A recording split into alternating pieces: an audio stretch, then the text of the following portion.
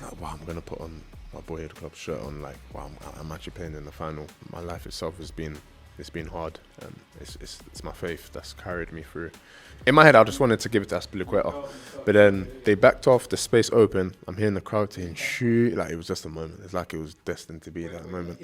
I am Trevoh Chalobah, and this is my episode of Unlocked.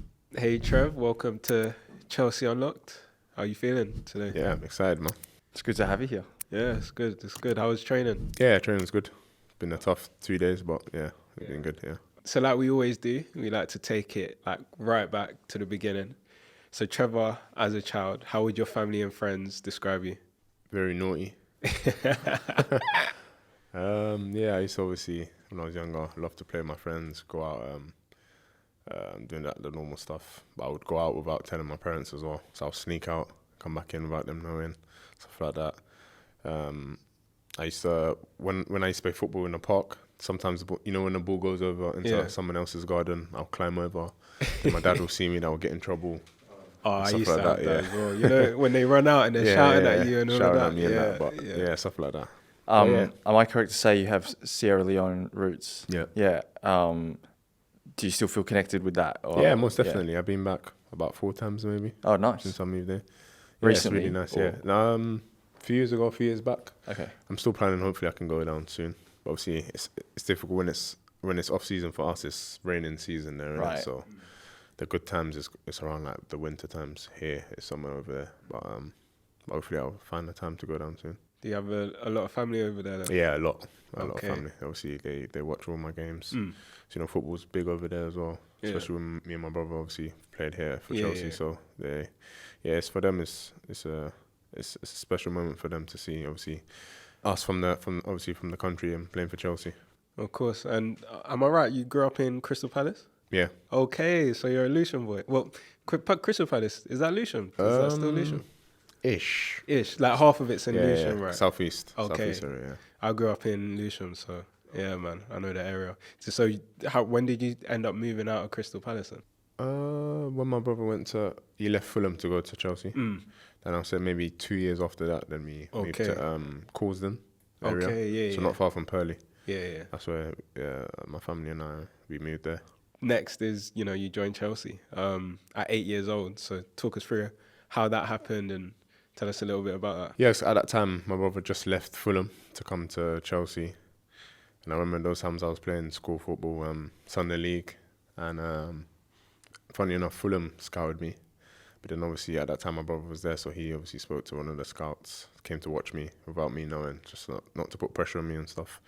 But then as I was about to go Fulham, Chelsea came in, so then it made sense because my brother was already there, so it was exciting. But and that's when I came to Chelsea at 8 years old. So what game did they scout? Was it just like a normal? I think it was just a normal Sunday League game. So those times I was a striker. Oh wow, that's mad. But I feel like a lot of defenders, like we had Malo on here recently. He said he played wing, played up top. Yeah.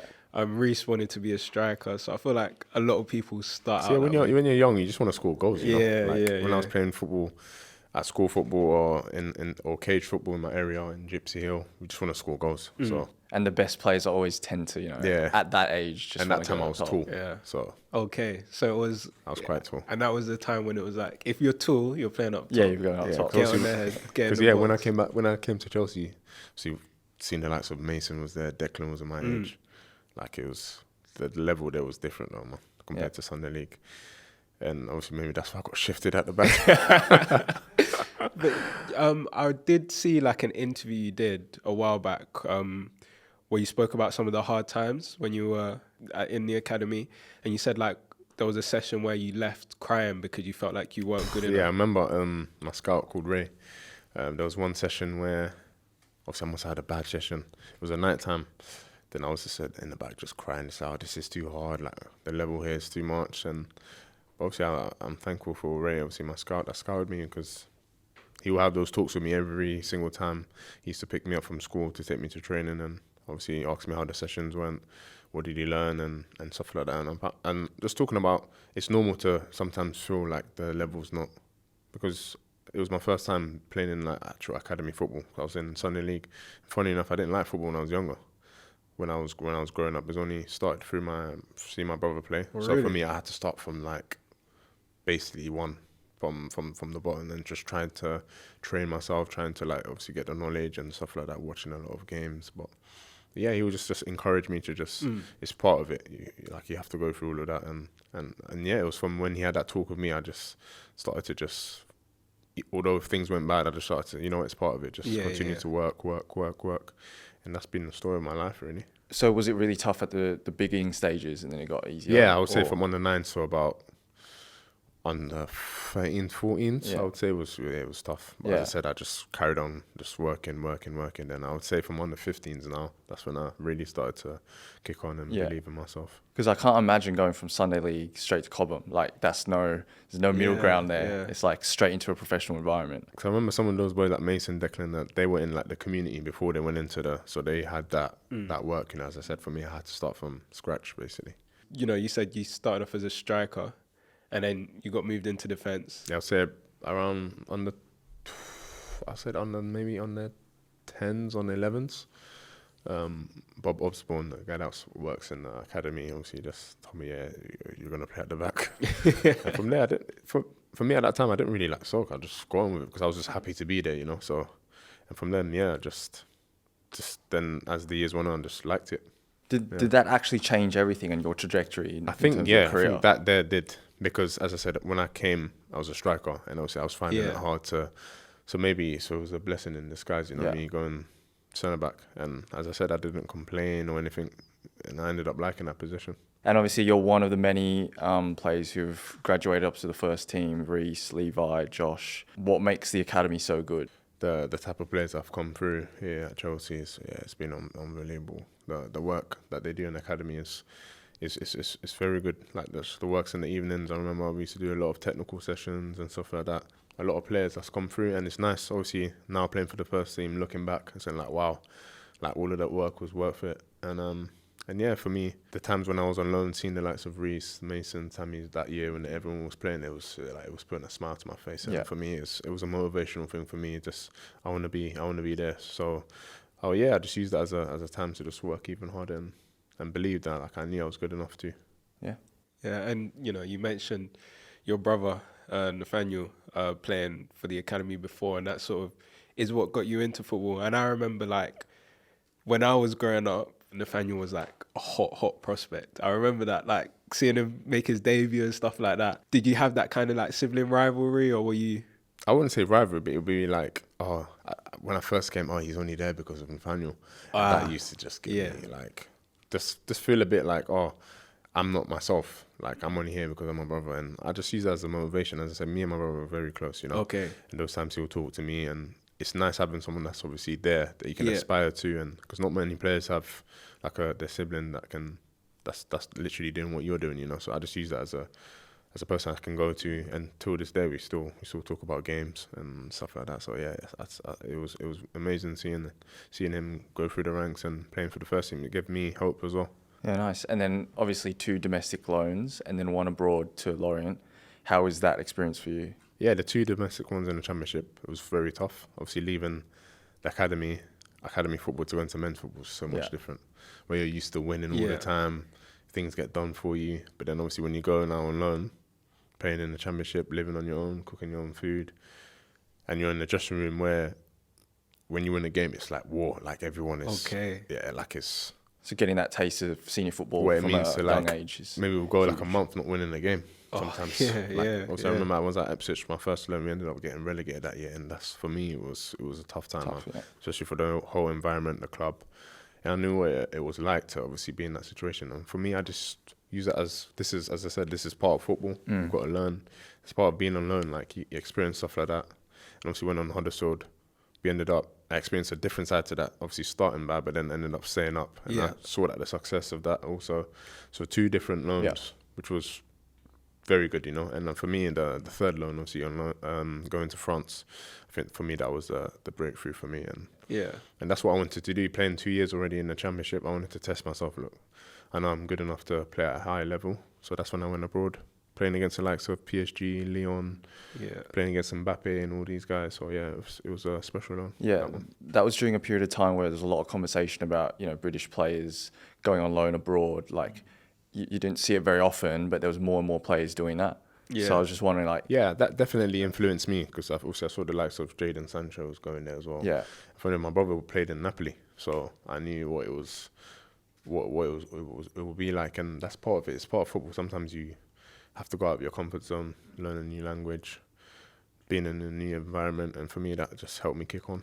Yeah, and then you mentioned playing against the likes of like Mbappe. I know in the past you spoke about playing against Neymar. Yeah, and you had that's the time. to mark him, right? Yeah, that time I remember I was at Lorient. I was playing midfield these times as well. Oh, I really? had to mark Neymar, yeah, and we ended up winning that game 2-1. It was a special game, but Yeah. like that's the type of level I knew like I could be at, and, Yeah. and try and test myself. And that whole loan was, I think I just learned from my past 2 loans, putting everything together, but now adding my quality to it. Yeah. I think it really helped. yeah. What would you say like the main differences? So like obviously championship, and you're comparing like championship players to like the best players, sort of some of the best players of all time. How do you get into that mindset? Like when you're going up against Neymar, like Yeah, I remember that obviously that game. Like wow, like literally last season I was in the championship, but now I'm literally marking Neymar. I'm like, pff. But it's just like I said that. Yeah, but in a way I use it as a way like, yeah, this is where I want to be. Like this is what I want to like test myself, And yeah, it was just it's a thing where I just like just enjoy the moment. of course. Enjoy that environment, enjoy who I'm playing against, and yeah, just enjoy it really. And yeah, ended up doing well. Then on to Chelsea, winning the Super Cup on your debut, and then scoring at home on your league debut. How did that feel? Yeah, it was. I'll never ever forget that moment. Even like in the Super Cup final, because that was my first stop playing in the final. I remember I was on the phone to my family. I was nervous. Man. I was like, wow, I'm gonna put on my boyhood club shirt on. Like, wow, I'm actually playing in the final. And yeah, I was very nervous, but obviously I had my family there to just obviously take the pressure off a bit, and yeah, they just said just enjoy it. 'Cause you're here for a reason. You deserve it. You went through a lot. You've worked hard. This is time to just show. It's the same thing when playing against PSG. It's time to show, Yeah. And obviously it's the final, and yeah, the moment I stepped on the pitch, I was calm, and yeah, just enjoyed every moment. Then obviously didn't expect to play in the Crystal Palace or start, because obviously I'd done well in the Super Cup. Yeah. Yeah, it's the same thing. I was a bit nervous, 'cause first Premier League start, but then the same thing. Spoke to my family, just enjoy it, and as I stepped on the pitch, because at the end of the day, it's just a game of football, so you just have to relax and just enjoy every moment. Yeah. And yeah, then obviously scoring in that game, yeah, it was, as I said, I will never forget this. I'll be able to tell my kids one day as well. Yeah. But yeah, it was just an unbelievable moment. It's just a lot of flashbacks of the hard times, the good times, and like I'm finally done it. Like this is from watching my brother on TV put on the shirt, then now I've done it as well. So yeah, it was an unbelievable moment. Yeah, it was a very nice moment. Them strikers' instincts kicked in. Yeah. Yeah. Space opened up. And the only thing is, I only shot because the fans said shoot. Yeah. 'Cause you could hear the crowd. True. Because I was creeping up. I was thinking, should I pass this? Or in my head, I just wanted to give it to Aspilicueta. You felt But the then moment, they innit? backed off, the space opened. I'm hearing the crowd saying, shoot. Like, it was just a moment. It's like it was destined to be. When you hit it, did you know it was going in? Or like, were you- when I hit it, you just know. You know when you hit it, Laces. it wasn't too high. It was just clean. Yeah, bottom bins, yeah. No, Then, yeah, when it went in, out. I was just like, I didn't know what to do. So I just, Couldn't believe it. boom, just dropped. Yeah, no, that celebration's iconic. Like, that's one thing that I'd never forget. Like, that celebration was kind of like, you just saw all the emotions, you saw how much it actually meant to you. Like, that's sort of like the dream of a lot of young Chelsea fans and football fans growing up. Like, we really saw it in that moment. So Because if it's a thing credit to you, where I planned before the game, if I score today, I'm going to do this. But Yeah. obviously, I'm a defender, Yeah. Yeah, yeah. For me, it's just like, just do well, defend well, Yeah, and just get the yeah. win.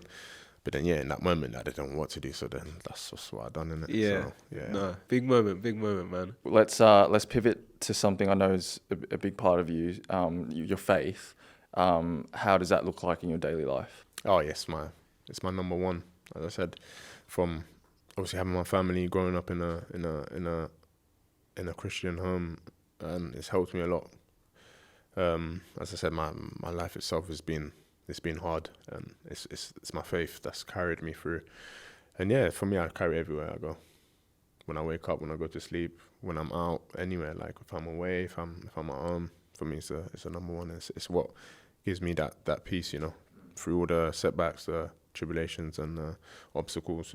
As I said, life is everyone's gonna go through something, no matter what job you're in, and and it's just about staying calm, knowing that where you want to go to, and for me, I just always had in my head the direction I want to go in, no matter what you go through, because you won't learn if you don't go through setbacks. That's the only way you can grow as a person.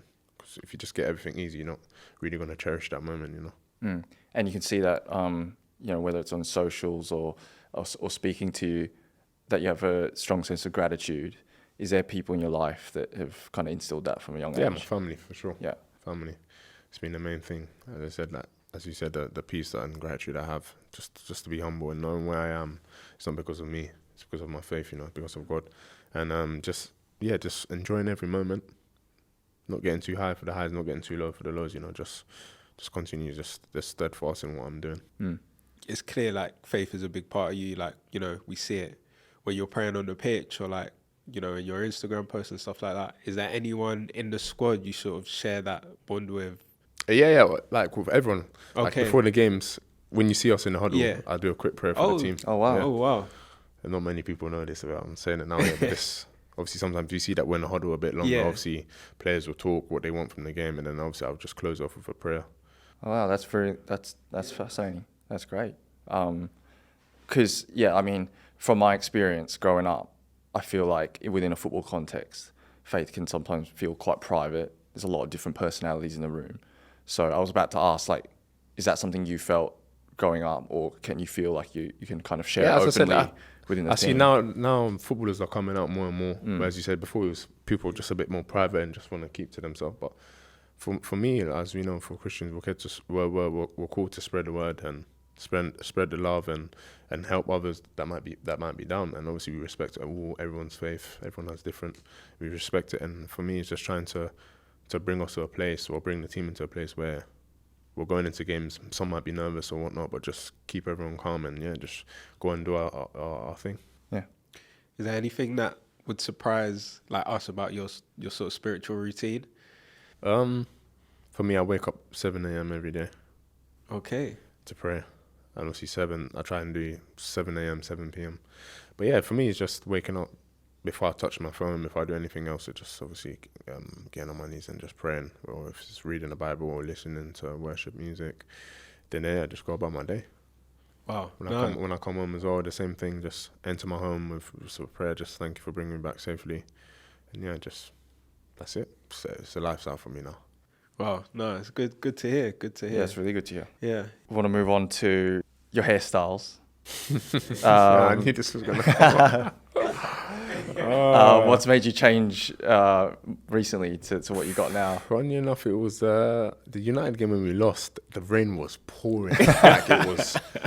And obviously when I do my hair, there's a lot of... That day was crazy. It Because obviously, when you do your hair, you have products bro. in here. When you retwist it, and obviously I done my hair nice for this game, then the rain was absolutely pouring. That's the worst weather of... Yeah, I Jace was soaked top to bottom. That game and was just didn't crazy. stop raining. And I remember it was when I obviously when I scored in that game, my eyes literally, the products in my hair was just dripping into my eyes. I was like this. I couldn't see. It was burning my eyes. After the game, I was like, nah, it's time to. Yeah, I'm done. Because it's hard to like. Obviously, I have to do it maybe twice a month. The and when you get wet, the maintenance is long. It's long. Trust me. Like it's nice when you do it fresh when you look good, but then the weather. If it's sun, then it's nice. It's fine. Good, Yeah. Just wear your do-rag, but when it's raining, that game, I was just like, I'm done. So you called it a day. Because it's been since I started it since I was 14, growing it.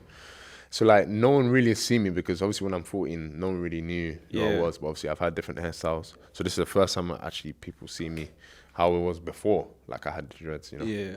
But I just feel fresh. I just fresh and free when I'm waking up, not having to don't wear say do-rag. that, man. And funny enough, when I cut my hair, I remember that it was the day before the Brighton game. So I woke up in the morning, and obviously this time I already cut it. And usually when I had my dreads, I put a shower cap on, so obviously so it don't get wet. So I'm going in the shower and I put my shower cap on. Oh man. I'm washing and I'm thinking, wait, hold on a minute. I have no hair. Why have I got this? I don't need this. Took it off and just just allowed the water to just hit my head, and man, it was nice. I that don't feeling. Like this combo, man. Maybe wonder if you cut yours, you would know that feeling of just the water just hitting I your remember. head. I remember. Oh, I can't relate. Nice. Even when I go on holidays as well, I don't want to swim because I don't want to get my hair. There's a lot to think about. And since I cut my hair, I've been doing like proper swimming lessons now. I can actually get in there, do like swim and like it's Yes. Convenience aside, which one's your favorite hairstyle? It's got to be the half and half. Half and half. Or It's the got to be the blonde and yeah. XXX Yeah, Tentacion. I got that from. Yeah, it's got to be that. Yeah, That was just different because I don't see anyone that had that. I don't think think any anyone. other player did it. My barber at that time was saying, like, let's try something new. I said, Yeah. what do you mean by new though? Like, show me. He said, like, he showed me the picture of XXS Tentacion and he said, yeah, let's do this. I said, so can I pull this off? He said, no, just do it. Let's just be different, you know. And that's what I like, to be different, you know. So just went for it. And yeah, like, for me, that was my favorite. Is fashion like something you're still interested in? Yeah, like, most pursuing and definitely. stuff? Yeah. Would you say you're the best dressed in the squad still? Yeah, of course. I don't even know. And even who's though the I best don't post dresser as much, anymore. but obviously Yeah. that's why now I've launched my You got my your new Finsta. Insta now. So So that's I'm all gonna be- fashion? Yeah, that's All going to be fits? just all just Okay. me and just Huge. me being relaxed and Yeah, just yeah. post my fits. Because obviously sometimes you don't want to combine it on your main page. And Yeah, so it's no, I nice hear to have that. like a separate page now. Just keep that for football. And that's just like, yeah, just showing my real self. Yeah. Do you have a stylist? Yeah, Okay. yeah. Helps you just spotting like new pieces and Going out new shopping, brands. looking at stuff, sending me things and yeah. Oh, sick. I wish I had a stylist. Well, full Chelsea tracksuit. Don't need anything more Oh than that. man, I gotta promote the brand. Yeah. Let's talk about kind of like leadership. You've captained sides at different levels. Do you see yourself as a natural leader in the team? Yeah, most definitely, you know, especially now, you know how young the squad is. And me being one of the oldest players, even though I'm 26, as I said, like, there's a lot of us that's obviously played a lot of Premier League games, obviously been there for Chelsea almost 4 years now. So it's a time for me to obviously help the boys and obviously from learning from the likes of Aspilicueta, Thiago Silva, to now then me being one of the senior players, it's the same thing like I'm trying to do also. How would you describe your leadership style then? I think I'm talking more than before. I never used to really be a talker. I actually just do my work on the pitch, but now I'm seeing like I have, especially if I'm playing a lot as well, I have an influence in terms of communication.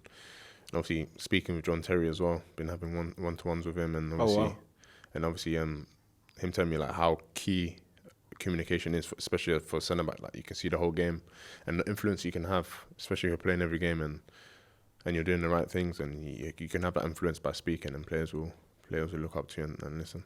What does that actually look like on the pitch, like in terms of communication? Like how detailed are you going, or is it just more like encouragement and I think it's a few bit of words both. here and there? Like off the pitch, especially as well. On the pitch in training, encouraging, and obviously on the pitch directing players and what to do. As I said, as a centre back, if you can earlier you can speak and communicate, the better it is for me to do less. You know, so and for the team also. And you know, you mentioned Asp, Thiago Silva, JT.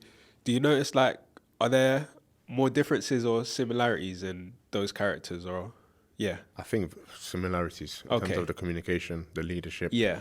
the being the voice, being there when in the tough times, and yeah, all through them, we've got that, and for me, that's what I'm trying to bring into my game also. And I guess sort of having those different voices as well is like you can take different aspects from each of them, and Yeah, definitely. We'll see. Thiago didn't speak as much English, but you could see in the way his actions, Okay. like how he led. Aspilicueta is obviously both leading with the voice and obviously the way he trains, the intensity, the always encouraging, and the same with obviously John Terry as well. Like I remember when I was younger, when I used to come up and train with the first team, he always helped the younger players like keep pushing, and yeah, it's nice to have or look up to players like that. And now onto like body routine and discipline. We've seen the photos. How's your kind of approach to your your body fitness? and your But fitness? for me, it's everything, man. I'm always trying to be that extra step ahead, and for me, I just because you know when you're just so used to the routine and you can't. I always have to do something, whether it's Pilates, whether it's boxing, or whether it's gym or swimming. Like I'm always doing something, you know, just trying to just keep me active. And for me, even when I retire, I'm just gonna keep doing the same thing, like keeping fit. Like for me, health is everything, you know, and just keeping fit, eating the right food, sleeping well, doing the right things, and yeah, for me, it's a routine that I've been doing for a very long time. For a long now. time. Yeah. Yeah, it's fascinating how many you've listed there. Like, do you like the diversity of Of all, yeah. of all of them? They all Right. bring different stuff. Yeah.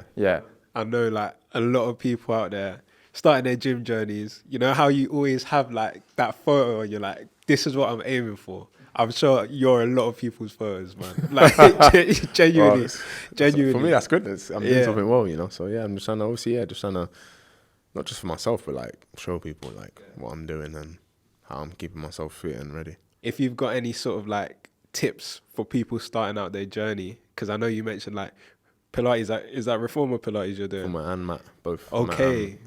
Wow. What would you say like the best thing to do like for building like a toned body is? I'll say Pilates. Really? Wow. Okay. Because obviously Pilates is something that's like huge with like women, right? And a lot of men still see that as like not a very It's a masculine woman thing, yeah. Because I remember when I Is first this something done we're it. missing out on? Like, So when I first, I used to obviously do gym. I can lift Yeah. heavy weights. But Yeah. when I first done reformer Pilates, oh my gosh. I've done it, bro. I've done it. I've done it once. I thought I was strong because I Yeah. remember my first session, I told the instructor, give me the hardest one, like I'm Yeah. strong. I said, are you sure? Like, okay, cool. Yeah. Yeah, I was done. And I didn't, after that session, I didn't hit him up again. So then it was like 2 years later now, then I actually started, I had another teacher that I'm using now, then start from the basics. I think with that, you got to do basics first. Then once you do the basics, then you start progressing. So now I'm 3 years in now, I'm like advanced now. Okay. Yeah, it was a completely different fitness because they were like, you just keep doing the reps until like for 2 minutes straight. Whereas like you're used to the gym, right? Where it's just like 10 reps. Pilates is different. It's I do crazy. jump board, trampoline stuff, hanging, like a lot of hamstring things and chair. Like there's so much equipment and so much things you can do. And that's what I would say if you're looking for toning, I think Pilates, yeah. Obviously, every player goes through like injury issues and stuff like that. Has that changed how you look after your body and approach fitness? Most definitely. I remember it was not last season, the season before I suffered with my hamstring injury coming back from America, doing the same injury 3 times, and that's what made me start Pilates. Okay. That's the reason why I started, because it was the hamstring injury I had, and since then I was like, I haven't looked back. Yeah, it was the best decision I made. Wow. That's mad. Yeah, it's because of that I started Pilates. Yeah. Okay. Because remember I told you before, I'd done it years ago. Yeah. My first session, I was like, this is too tough. Yeah. Then I just left it. Yeah. Then obviously when I got the injury now, I was looking into things, obviously talking to people, said, oh yeah, I think you should start this. And yeah, obviously didn't look back since. Oh, damn. I guess you're working on muscles you might not touch otherwise. Because I thought I had strong core, because obviously people think because you have abs, you have strong core, but it's not about you having abs. It's like working the inner core, like the deeper core muscles. Right. Which when I was doing, I was like, wow, yeah, this is hard. Which that like some gym stuff just doesn't. Yeah, you can't really get that in gym. But with Pilates, you can target specific areas. And what does a perfect recovery day look like for you? Like, do you have a secret? What's For your me, go-to? obviously I have my hyperbaric chamber, oxygen chamber I get into, get massage, do a bit of stretching or Pilates, just movement. Yeah, that would be my, obviously grass monkey, I got an ice bath at home as well. For me, when my friends come around my house, it's like a spa. Got the swimming pool, got the grass monkey, got the hyperbaric, got my gym, Pilates studio. So for me, like I just invest in myself, because I know it's gonna benefit me. Yeah. What's a grass monkey? So it's it's like a cylinder ice where you go into like a mini ice bath. Okay. It's called a grass monkey. All right. Yeah. And that's day after a game? Sometimes day after game, maybe after training. Just Okay. depends how I'm feeling. Yeah. And I take it that's just something you enjoy, man. Like, Yeah. so that's your perfect day. Just For me, Pilates, other Recovery, sports, boxing, boxing. I like table tennis as well. table tennis. Yeah, I've Well, heard. it's only good in the summer though, man. In the Okay. summer it's nice. I've heard you're Get like back. Yeah, I'm very good. best in the good. squad. Yeah, for sure. It's my uncle he's very good, man. Like he's the one obviously we were playing with him. That's how I learned. That's how we learned this from him. Yeah. Yeah, he's very good. Like top spin serves and all of that. It's crazy. When you say very good, do you reckon you could have gone pro like table tennis? If I put in the work like I'm doing with football, then yeah I think so. Okay. Oh, If I really like invested in it, and yeah, I think so. Wow. Yeah. I mean, I just Now love, I'm good. I'm not saying I'm unbelievable. Okay. I'm very good. Okay. Like, I just love seeing those table tennis clips where it's like those insane rallies Yeah, where the like- ball's about to like Yeah. is the 10 fast meters pace, behind. the smashing it, and the returns is crazy. Like, I could have if I had carried on, then yeah, I'm not that level, Yeah. but like I'm decent. Yeah, I ain't got that hand eye for that, man. it's fast paced. It's too quick for me. And nah. My excuse always used to be I'm too tall, so it takes a while for the signals to get to That's my a hands, big but excuse. That it's a bad excuse. I can't lie. No, I'm bang average. Yeah. Besides table tennis, is there something people don't know about? Is there something that you like a hobby or I recently just start collecting cards, Pokemon. Really? Yeah. Oh, I've been watching their like card opening videos now, Yeah. and I've Pokemon tried. Tops card as well. Yeah. Obviously, as you know, Tosin's Okay. into it. Yeah. Rob's into it as well. So yeah, I only just recently started. What's your best? What would you say your best card is now? The other day, I got a Cole card. What signed?